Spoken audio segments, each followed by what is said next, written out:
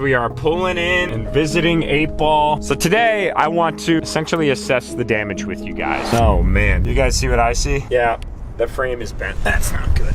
Really bent, actually.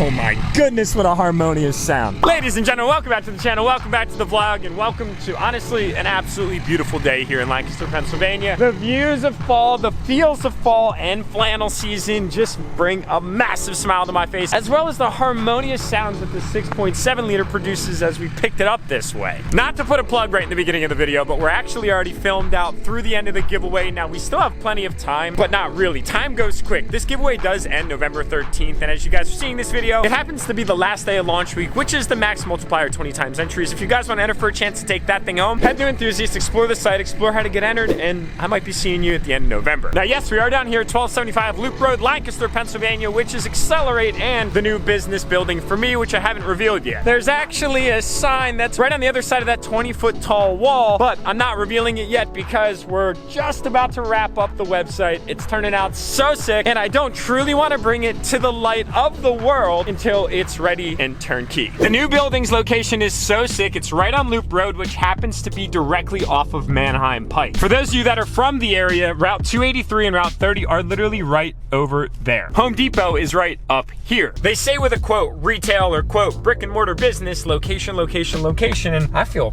really blessed for this location without a question of a doubt. Now, yes, we are going down to assess the damage of 8-Ball today, and I feel like I'm taking you along in my life, which I haven't done for a very long time. So in my travels today, we actually stopped down at Red Wing. I'm very lucky to have an amazing outlet selection by us here in Lancaster. Another reason why it's absolutely freaking awesome, because I needed some new boots. These are the ones that I just picked up. Look at these bad boys. These are called the Red Wing Blacksmiths. They're sick. They're literally the sickest boot. I've been on the hunt for a new set of boots. So I used to wear the Timberland Earth Keepers. Those are absolutely awesome boots. They are right here. But they wear it really fast because their soles are recycled, which I guess is cool, but not when you have to buy a brand new set of $150 boots every year. And I also get asked what jeans I wear all the time. I guess it's a Levi 216s. It's the only set of jeans that I like. I literally buy one new pair like every 5 years. All right, guys, we are pulling in and visiting 8-Ball as it awaits its final destiny. Now, if you guys can't tell, I am kind of in the process of losing my voice or gaining it back, however it is that you look at it. I'm dealing with a little bit of feeling under the weather the past few days, and it's not really the best for my voice box. But we are down here now, the Power Stroke looking beautiful. That thing is so nice to drive, and I gotta say the 6.7s, man, they got some crazy sick power. But today we are talking about 8-Ball. Yeah. So we brought 8-Ball down here after the accident happened on September 6th. As you guys can see in the videos right here, they actually drug the truck up from the axle, which worked out really well because when they unloaded it, they backed up right here and dropped it off into this parking spot. By no means did I want to hide any of this information from you guys, but I also didn't want to go out of my way to make it known because there's obviously a lot of factors. There's a police report, an investigation that has to happen. Fortunately, in our instance, I was filming. Thank goodness, because that was a very polarizing way to show who was at fault for the accident. And we also had two witnesses that watched the entire thing happen from two different perspectives that stayed to provide a statement to the police. So the at-fault party was not in question, but there was still investigation that had to occur, and I really didn't want to cloud the judgment of the process with people spreading rumors on the internet, because we all know that whisper down the lane can compound over time. The last thing that I wanted was anybody to come out and regurgitate some false information. We actually had a few people that tagged us while they saw the truck on the flatbed on its way down here, and we just politely asked them to remove it because it was pending investigation. Insurance has actually provided two options to Cassidy, and she's just ultimately going to make up her mind. So I'll be making a video about whatever restitution the fate of 8-Ball has. So there's no question of a doubt that 8-Ball took the brunt of this hit very, very well. If you guys didn't see the upload of the actual accident happening from this camera inside the truck, then I'm gonna link it right up here, but here's a small little recap. So what happened was 8-Ball actually made contact with the at-fault party's F-250 at its front fender. So 8-Ball hit the truck that was on an angle here, and fortunately the way that the inertia and trajectory of that F-250 was on an angle kind of sent 8-Ball off to the side and then spun us around. You can actually see that on this graphic right here. The way 8-Ball is traveling and the turn that the F-250 was trying to make set us up for success in a not so successful scenario. So today I want to essentially assess the damage with you guys. So this tow hook, actually you could see on the side of the F-250, that's all of its paint right there and the aluminum that actually grabbed the back of the F-250 bed and ripped it clear off, as well as the wheel and the half shaft out of the axle. Like, it was a no joke impact. So the bumper cover is off because we did the Sport Laramie bumper conversion. That stuff is actually back here. Here's the bumper cover itself. It definitely got chewed up. This is actually just a plastic piece that goes over the Sport Laramie bumper bracket. Here you can see where a majority of the impact was initially hit and then just slid right down the bumper. But I gotta give it to that peach bottom paint quality, man. That stuff freaking held up. Now here is the American Force Peak that was involved in the accident, and you can see, I mean, it got really messed up. I mean, it completely severed the actual weld itself and bent the entire lip of that wheel in. And then of course debeaded the tire, ripped some of the actual steel threads out of the bead of the tire itself. It definitely did some damage. Sean fortunately had an extra 8x6 stock wheel that he put on the truck that kind of allowed it to roll a little bit. Now obviously the fender is completely chewed up. There was absolutely no protecting the paint or preserving any of that, and unfortunately the cowl hood and all of that stuff is really not all that much of a survivor. My poor grill insert without the actual slats looks so sick, is pretty damaged. Everything is obviously bent up, and looking at the body lines here, that collision pushed the entire fender up and over a pillar here up into the door itself, which actually allowed me to still open, which was nice, and I was able to step out of the truck. On the inside, the airbags did not deploy, both on the passenger and the driver's side.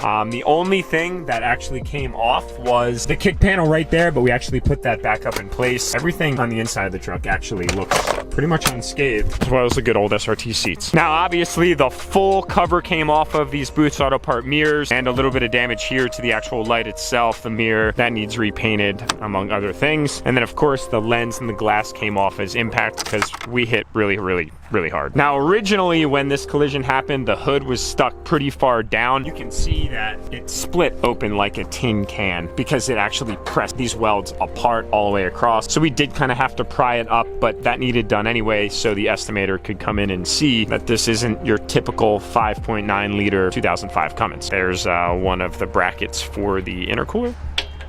One went right there. Yeah. So the headlight was completely crushed. Here's the rest of the housing that was built by Barty Customs. Custom AC lines are kind of dangling down because everything was pushed in here on the corner. That is the hot side intercooler pipe, totally bent in from the impact. The front mount was bent in. The core support is completely bent. The radiator and everything from this side is completely tweaked as well. It's definitely not supposed to look like that. Jumping on up into the engine bay itself, this entire rad support was pushed back. You can see right here, your upper radiator hose is shifted pretty dramatically, and then this whole radiator fan shroud and assembly is pushed up against the front of the motor. Now coming along the side, looking at the turbo kit, it's very difficult to tell if anything is actually bent, damaged, or broken there. From the way that Sean was saying, he's really going to have to get in here to investigate to see if that's in fact the case. With these compound turbos, being that they're S400s, there's a lot of really tight tolerances that make it actually work. And I know as it was going together, we were really impressed with the overall fit and finish, so I'm not quite sure of what the situation is there. Now, as far as the exhaust too, the atmospheric turbo going to the downpipe and exhaust back, it seems like it's okay, but it's a little tough to tell. There is a contact point that's happening between the heat blanket here on the S467 and the downpipe off the S480, so that could potentially be of some sort of concern. And then around this side here, you can see that this intercooler boot is bent up pretty bad, so that tells me that this intercooler pipe on the driver's side is likely compromised with the way that everything shifted upon the inertia of that impact.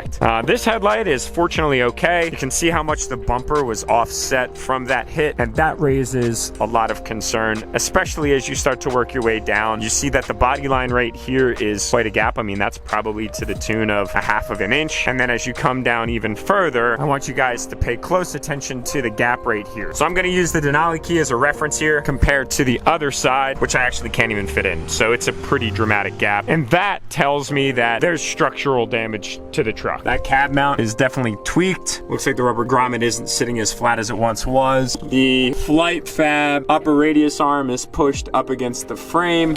I'm gonna be the first one to admit it's kind of hard to tell, but that's the frame right there, and you can see a lot of that impact hit in this very vicinity, in this kind of front corridor. Oh man, you guys see what I see? Yeah, the frame is bent. That's not good.